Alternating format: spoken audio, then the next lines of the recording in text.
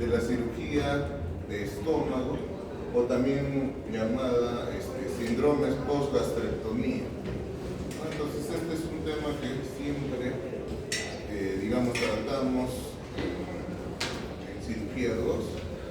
Es importante porque también van a venir preguntas de este tema en el examen que tenemos aquí, y si también en algún momento dan exámenes en otros centros educativos, también van a venir preguntas de este tipo.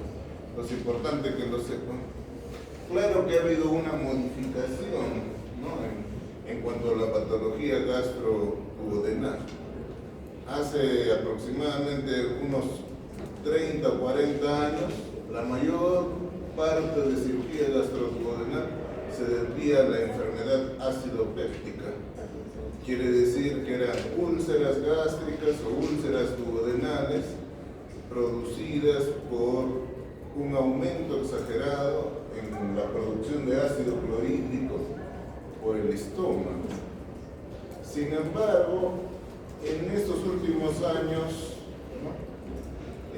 con el uso de inhibidores de bomba de protones cada vez más avanzados, desde que hubo omeprazol, pantoprazol, dexlansoprazol, esomeprazol, todos los inhibidores de bomba de protones que tenemos ahora modernos han permitido que cambien las estadísticas. Entonces, digamos, en la actualidad, ya la enfermedad acidopéptica y la producción exagerada de ácido clorhídrico difícilmente producen úlceras o perforaciones en el estómago o en el duodeno. Seguimos teniendo pacientes, pero la estadística es muchísimo menor. Yo pienso que es incluso 10 veces menor a la estadística anterior. Pero, sin embargo, ha aumentado otro tipo de patologías. Actualmente, las dos patologías que ocupan la mayor parte de cirugía de estómago y del duodeno son patologías malignas, es decir, de tipo oncológico. Y el otro gran porcentaje es cirugías bariátricas, ¿no?, cosa que hace 50 años no se hacía, ¿no? Hace 50 años no existía la cirugía bariátrica.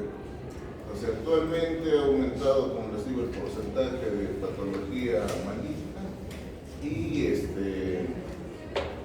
cirugías en pacientes de obesidad, y también cirugías metabólicas que también se hacen sobre el estómago. Entonces, en ese sentido ha cambiado nuestra estadística, pero seguimos teniendo complicaciones. Las complicaciones sí son prácticamente muy, digamos, las mismas complicaciones que habían antes del advenimiento de esta nueva estadística, siguen presentándose y seguimos solucionando, digamos, de la forma que lo hemos hecho anteriormente y nos funciona hasta el momento actual. Lo que sí también venimos usando también inhibidores de bomba de protones para minimizar algunas recidivas, digamos, en estos problemas. Entonces usamos los inhibidores de bomba de protones. Muy bien, entonces con esta introducción vamos a continuar viendo nuestras diapositivas. Entonces, ¿de qué se trata estas complicaciones? Conjunto de signos y síntomas que aparecen después de una cirugía gástrica. Resultado de una alteración de la anatomía, fisiología del estómago y del duodeno.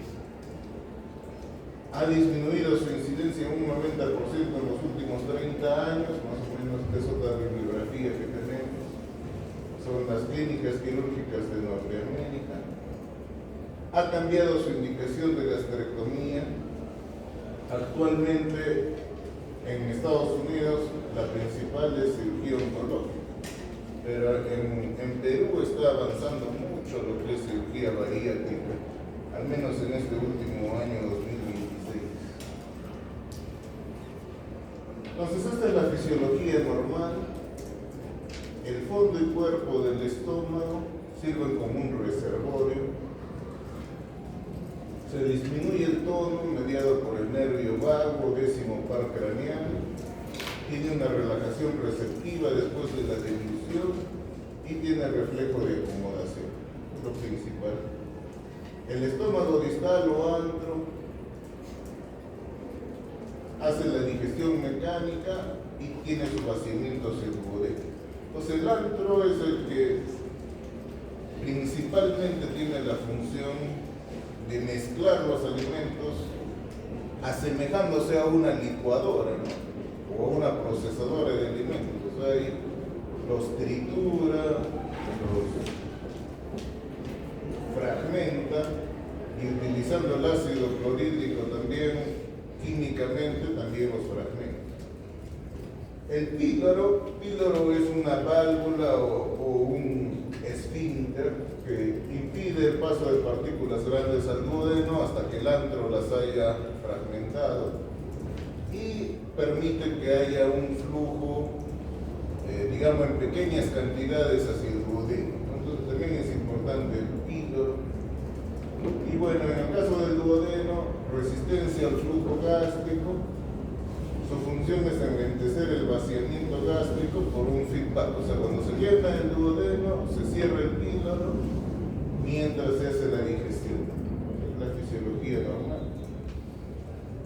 Ahora, ¿qué es lo que pasa en la fisiopatología después de una gastrectomía? Después de haber hecho alguna intervención quirúrgica del estómago, se afecta la compliance.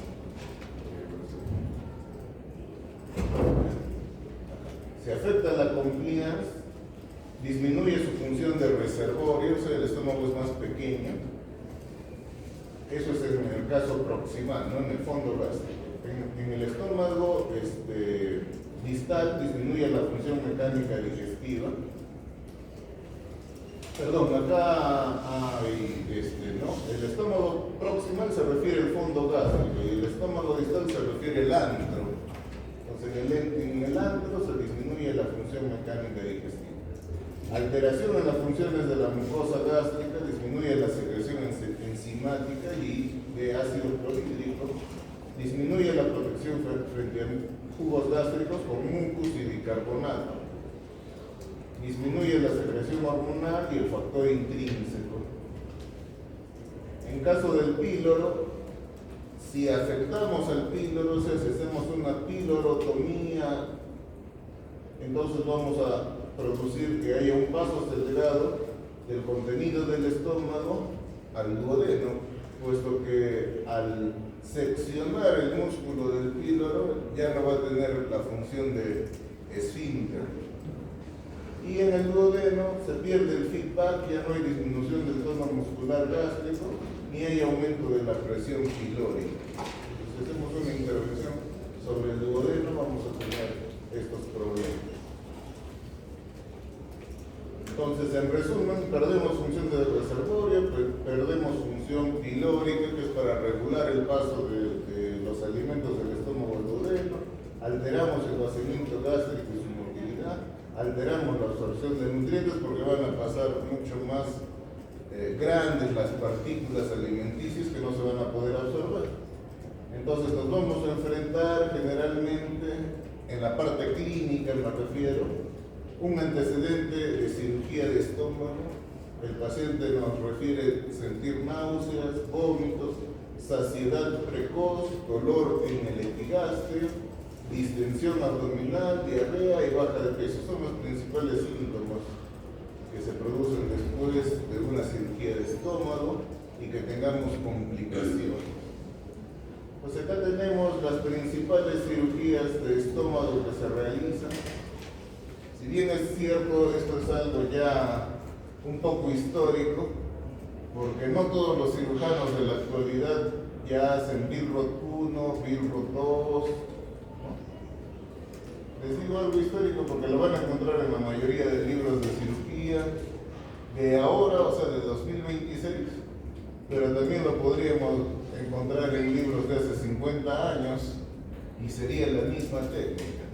Entonces, ¿qué quiere decir? Cuando hay alguna enfermedad que compromete el antro o píloro, Entonces resecaban todo lo que es el antro y el píloro, o sea, como se ve acá del número 2 hasta el número 4, ¿no? Entonces resecaban todo el antro y todo el píloro, toda esta sección lo resecaban y lo retiraban del cuerpo y después cerraban, como ven a través de esta línea 2, cerraban y dejaban una pequeña abertura para anastomosarla con el duodeno, o sea, con lo que quedaba acá del duodeno, en el número 4 la anastomosaban a esta zona. Entonces prácticamente el fondo gástrico se anastomosaba el duodeno y eso venía a ser la enfermedad birrotumo. Sí, dime. No se ve el puntero, pero me está señalando. Ah, no se ve el puntero y ahí vamos a activar el puntero.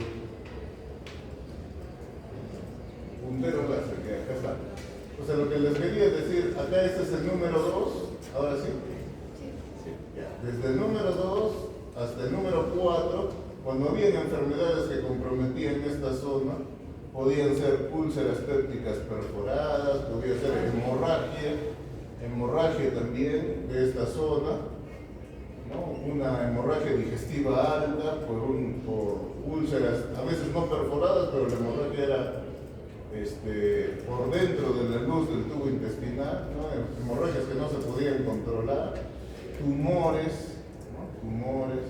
Entonces se resecaba desde el número 2 hasta el número 4 porque en este segmento se encontraba la enfermedad. Y después se hacía un cerrado, una rafia, nosotros le llamamos rafia del fondo o cuerpo gástrico acá, dejando una pequeña abertura para poder anastomosarlo con lo que quedaba acá del 4, ¿no? Entonces lo que quedaba del duodeno lo anastomosábamos a esta zona que nos quedaba, digamos, del fondo gástrico. Entonces era fondo gástrico, duodeno. Y a eso se llamaba cirugía Billroth 1. O sea, como les digo, es una cirugía bastante antigua, todavía existen los libros modernos, pero a veces pocos cirujanos la hacen porque había que traccionar bastante desde acá, desde el duodeno, y acercar bastante el fondo gástrico para que se pudieran anastomosar. O sea, si vemos acá hay una distancia entre el 2 y el 4, es una distancia más o menos de unos 11 centímetros. Entonces estos 11 centímetros, ¿cómo llegábamos de acá hasta acá? Para unir el duodeno al fondo gástrico. Entonces a veces había que seccionar los vasos cortos que van hacia el vaso. A veces había que acá, se puede decir, separar los ligamentos hepatoduodenales, ¿no? Entonces se seccionaba el ligamento hepatoduodenal para que el duodeno también estire y el fondo gástrico estire y alcance a anastomosar. Entonces eso era lo que era la cirugía Billroth 1, tenía algunas complicaciones técnicas, por así decirlo. Después venía lo que es la cirugía Billroth 2. De igual manera se seccionaba por alguna enfermedad que apareciera en esta zona entre el 2 y el 4, se seccionaba, a veces quedaba muy poca cantidad de fondo gástrico. Acá seccionábamos el duodeno, se resecaba toda la parte del estómago que estaba comprometida, pero al ver que era una gran distancia y ya no se podía hacer la Billroth 1, entonces ¿qué se hacía? Después del duodeno viene el yeyuno, y el yeyuno en el abdomen el yeyuno está libre, ¿no? O sea, lo podemos movilizar. Entonces se movilizaba una parte del yeyuno y esa parte del yeyuno se unía al fondo gástrico. Entonces acá está cerrado la boca duodenal y en el yeyuno se anastomosaba el estómago. Entonces esto era lo que se llamaba la Billroth 2.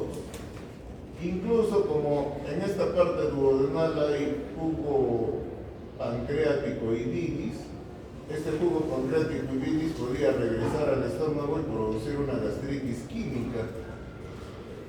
Entonces acá se podía hacer una unión de esta parte del intestino delgado con esta parte del intestino delgado para que la bilis y el jugo pancreático pasen directamente y no regresen al estómago. Eso se le llamaba un Brown complementario, o sea, cirugía de Brown complementaria o cirugía de Omega, que se hacía para que no suba la bilis y el jugo pancreático hacia el fondo gástrico remanente. Entonces el Milrod 2 se asociaba a una Brown complementaria. Y la cirugía, eso sí, tenemos que tener mucho más interés, porque esta última posibilidad sí es la que actualmente estamos utilizando y se llama gastro-yeyuno anastomosis en Y de Rux. Entonces, esta es la cirugía que más utilizamos ahora en 2026. También se usa de igual manera en Estados Unidos, en Europa y en los mejores centros quirúrgicos del mundo, donde se reseca toda la parte del estómago que está comprometida, o incluso cuando es cáncer gástrico, a veces hay que resecar todo el estómago, o sea, podemos dejar desde esófago, resecamos desde el esófago todo el estómago hasta el duodeno, o sea, una gastrectomía total, y después una parte del yeyuno, como ven acá, la llevamos arriba. Si nos queda un pedacito de estómago, a ese pedazo. Si vemos que esto todavía está comprometido con cáncer, entonces resecamos desde el esófago y podemos unir el yeyuno al esófago, o sea, un esófago yeyuno anastomosis en Y de Rux. Solo que como esta es la clase de estómago, por lo menos tenemos que tener fondito gástrico para que no ahí vaya anastomosis. Pero ya más o menos imagínense ustedes que si hacemos gastrectomía completamente total, sí podemos hacer una unión del esófago al yeyuno y esto ven Y de Rux. Entonces por aquí que viene el jugo pancreático y digamos la bilis, se encuentra acá con lo que viene por el esófago, los alimentos, para poder hacer la digestión de los alimentos. Si bien es cierto, ya no tenemos prácticamente ácido clorhídrico, pero sí es muy importante la bilis y el jugo pancreático para digerir los alimentos. Entonces esto se ha convertido tal vez en la cirugía que actualmente se realiza con mayor frecuencia y es la que después vamos a ver que es la que tiene menos complicaciones. Entonces se ha convertido en un gold estándar, ¿no? Y acá también está representada igualmente, ¿no? Esófago, yeyuno. Acá se ha cerrado el duodeno, acá como ven está el conducto colédoco, acá está el conducto wirsum, el esfínter de Oy sale por aquí, llega por acá, y los alimentos vienen por este lado, y acá en A' y B' se juntan con los alimentos, con el jugo pancreático y la bilis. Más grande, digamos, ¿no? Mejor representado fisiológicamente.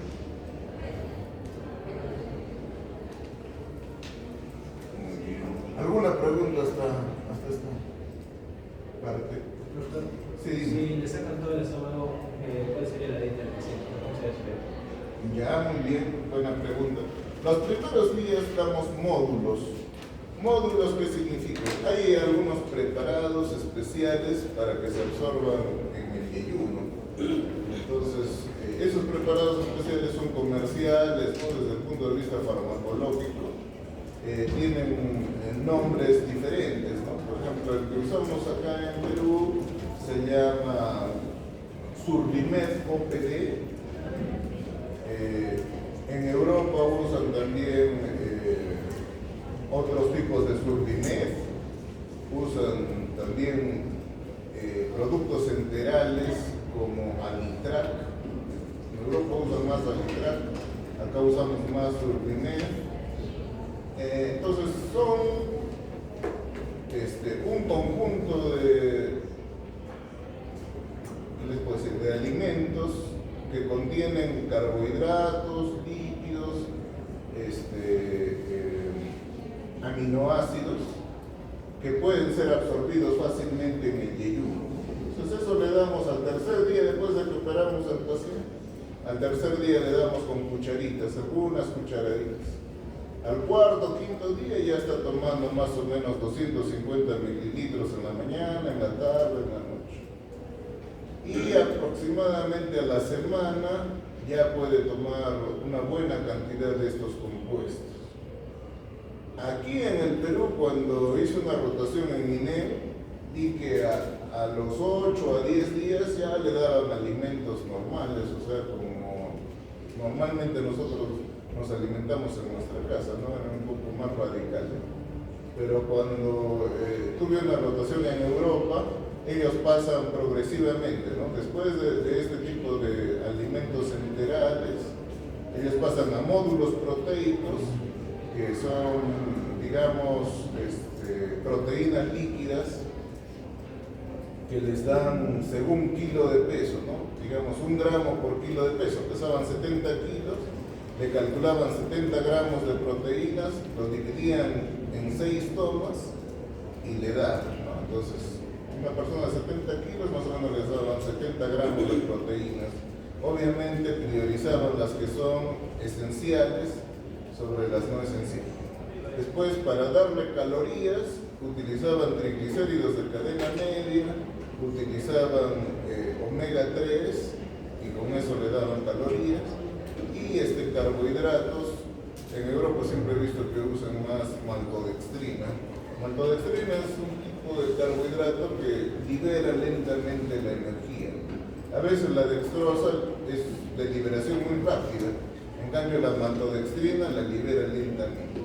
Entonces sí lo tienen más o menos unos 15, 20 días, y después ya le dan papillas como a los bebitos, ¿no? Le dan papillas, o sea, fruta cocida, como si fuese un niño entre 6 meses y 1 año de edad. Le dan papillas, juguitos, la carne licuada, y se acostumbra. Y después de 1 mes sí ya he visto que le dan alimentos normales, pero le prohíben algunas cosas, ¿no? Le prohíben gaseosas, le prohíben chocolates, golosinas, algunos alimentos que tengan o demasiadas grasas o demasiados dulces de liberación rápida, ¿no? Entonces esos alimentos sí están prohibidos, y lo que sí son pequeñas dosis en varias, ¿qué se puede decir? En varias meriendas, fraccionan su alimentación, no como nosotros desayuno, almuerzo y cena,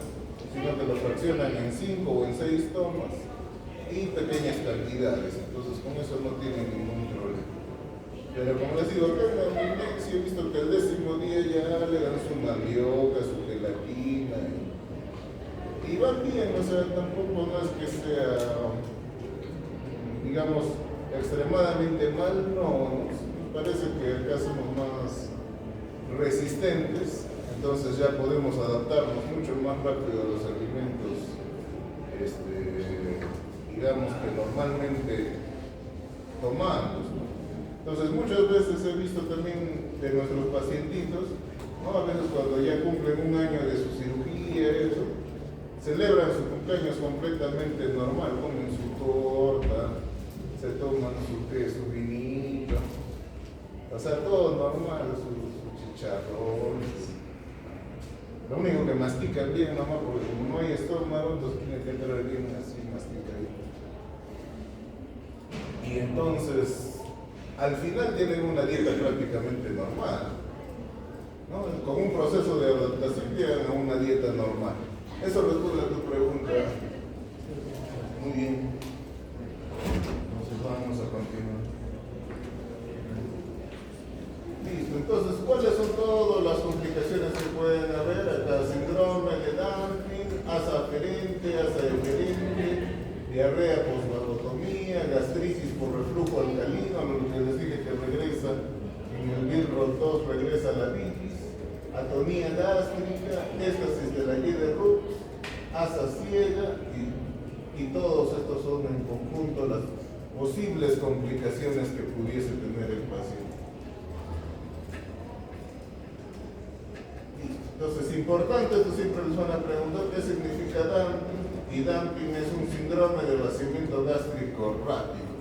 Quiere decir que lo que hemos afectado es la válvula del píloro. Entonces, si el píloro ya no está funcionando como normalmente solía funcionar, entonces va a haber un vaciamiento rápido, y si la persona todavía no está, digamos, acostumbrada,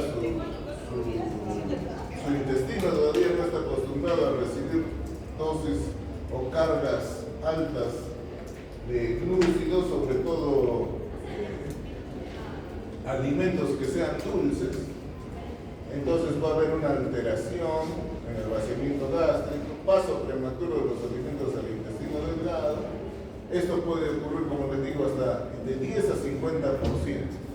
Sobre todo ocurre esto en el BILROT 1. ¿Por qué? Porque pasamos del fondo gástrico directo al duodeno. Entonces, este dumping nos da en el BILROT 1 con mayor frecuencia.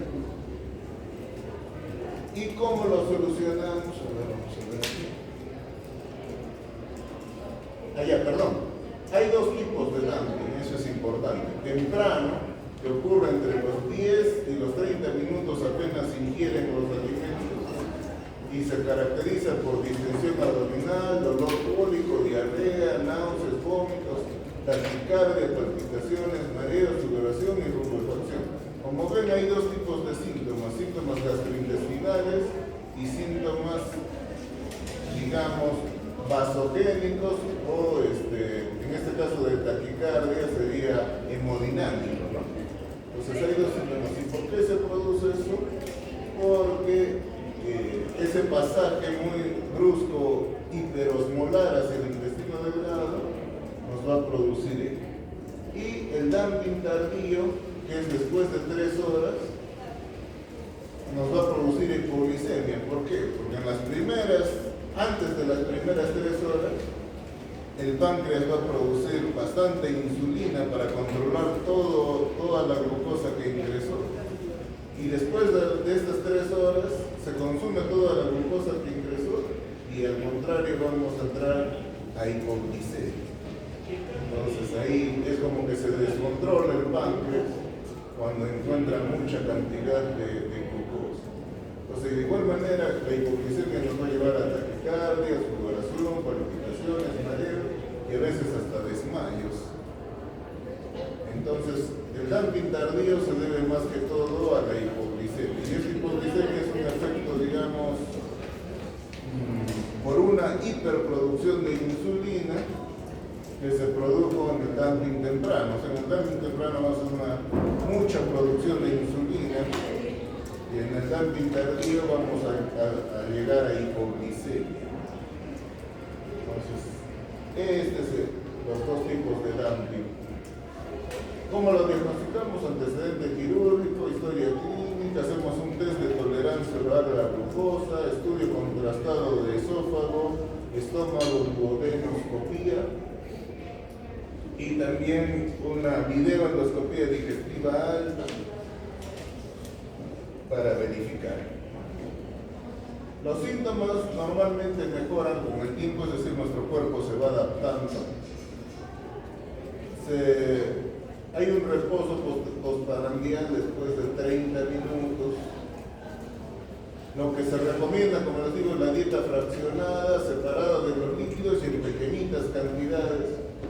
Evitar sustancias hiperosmolares, o sea, quiere decir evitar los dulces, evitar carbohidratos, azúcares, aumentar la fibra, las proteínas y las grasas. Pectina o warfarin, bueno, actualmente no tenemos ¿qué se puede decir? Para recetarlo, ¿no? Pero esta pectina, su función es que son polisacáridos que aumentan la viscosidad.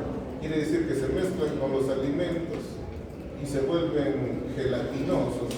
Entonces pasan lentamente del estómago al duodeno, en el duodeno también avanzan despacito. Entonces esa es su función, de darle mayor consistencia a lo que comemos. En este caso sí ayuda mucho. Ascarbosa retrasa la digestión de los carbohidratos y acá un fármaco importante, el octreotide, ¿no? O octreotide también le dicen octreotide. Entonces este octreotide viene en estas ampollas de 200 microgramos. Me parece que son 10 mililitros o 20 mililitros. 5 mililitros. 5 mililitros tienen 200 microgramos por mililitro. ¿qué va a hacer este medicamento que se utiliza por vía subcutánea? Inhibe la secreción de gastrina. Al inhibir la secreción de gastrina, disminuye la producción de ácido clorhídrico, disminuye la producción de secretina, motilina, o sea, disminuye el peristaltismo, disminuye también el péptido intestinal vasoactivo, disminuye la producción de insulina. Entonces esto es importante porque en la primera, en el dumping temprano, había una exagerada producción de insulina. Entonces es importante que acá lo controle la creatina. Disminuye también el glucagón, porque el glucagón más bien es contrario a la insulina.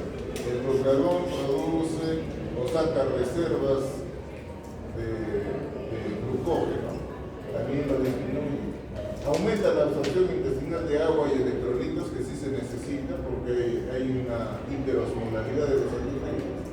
Disminuye la absorción de la velocidad de la absorción de la glucosa, enlentece el tránsito intestinal y previene cambios hemodinámicos, o sea, previene la taquicardia, las palpitaciones, ¿no? Entonces, prácticamente este viene a ser el fármaco de elección que utilizamos cuando tenemos dumping, ¿no? Entonces hay varios estudios, hay metaanálisis incluso, que nos indican que es un buen fármaco cuando tenemos este problema de dumping, y la dosis generalmente es de 50 a 100 microgramos. Entonces, como han visto, cada mililitro trae 200 microgramos, entonces le damos prácticamente un cuarto de mililitro, ¿no? O sea, 0,25 mililitros, un cuarto de mililitro, o hasta incluso medio mililitro, ¿no? Entonces quiere decir que cada ampollita o cada frasquito nos puede servir entre para 10 y 20 dosis. ¿Y esto cuánto lo damos? 60 minutos previos a una comida. Entonces, este es el medicamento que viene a ser como el gold estándar para tratamiento del dumping. Es el que mejor resultados nos da. Entonces ya saben la dosis, ya saben cuándo lo damos y por la vía de administración es subcutánea. Entonces con esto los pacientitos mejoran mucho. Además de las medidas, como les digo, pues de que no dulces, no chocolate. Con esto van a mejorar mucho. Acá por si acaso tienen ya varios estudios que les voy a dejar las diapositivas para que vean los beneficios de la opioide. Alivian entonces la diarrea, el dolor, los mareos, minimiza cambios ortostáticos, previene la hipoglicemia después de 3 horas, o sea, mejora tanto el dumping temprano como el tardío. Entonces la administración de trote de 30 minutos o inmediatamente después de una comida ofrece un tratamiento efectivo para el dumping temprano y tardío. Esa es la conclusión de los metaanálisis.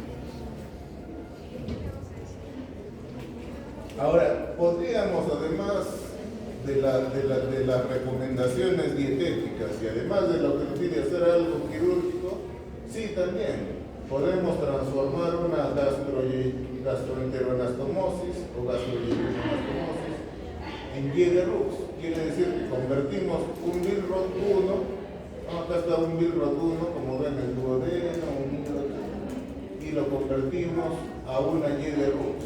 Entonces, de ser posible, sí es posible. Técnicamente sí podemos convertir un Billroth 1 en una Giegerux, pero significaría someter al paciente a una nueva intervención quirúrgica, y toda intervención quirúrgica o reoperación conlleva bastante morbimortalidad. O sea, de poder solucionar el problema de dumping convirtiendo un Billroth 1 en una Giegerux, técnicamente sí se puede.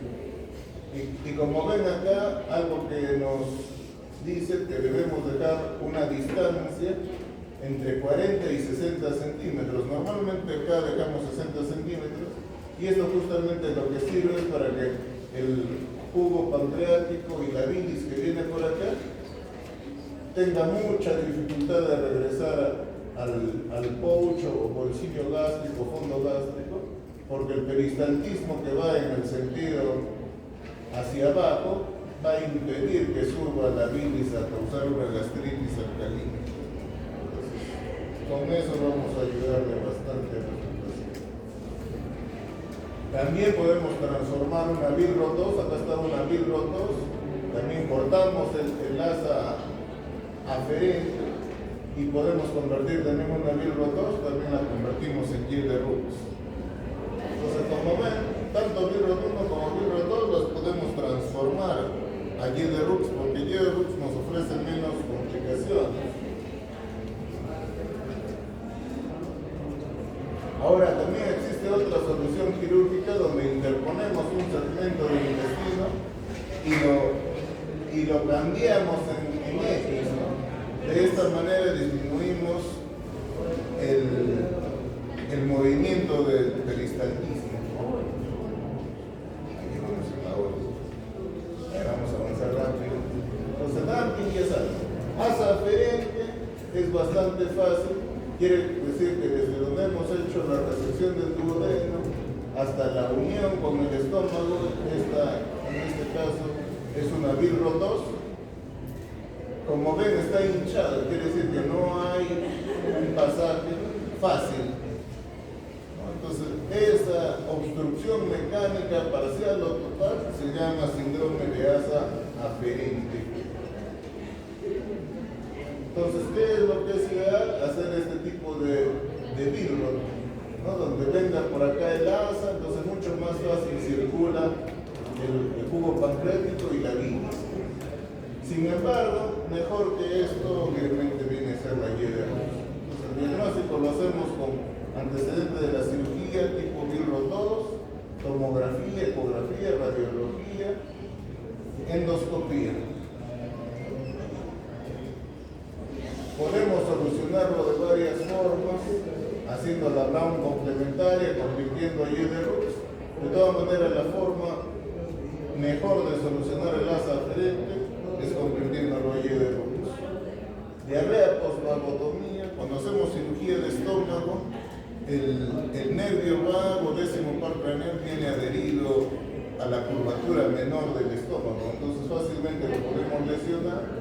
Y esto va a causar hipoacidez, proliferación bacteriana, malabsorción, denervación del árbol biliar, porque también el árbol biliar y la vesícula están inervados por el vago. Entonces, si lo lesionamos a nivel del estómago, ya no vamos a tener esta inervación de la vesícula. Vaciamiento gástrico acelerado. Entonces, la clínica va a ser que hay diarrea continua, posoperatoria, episódica, explosiva. El tratamiento normalmente lo hacemos, le prohibimos lácteos, carbohidratos y líquidos en la comida, o sea que sus alimentos sean secos. Antidiarreicos como es la loperamida y la colestiramina, que es una resina que se une a las sales biliares. Gastritis por reflujo alcalino.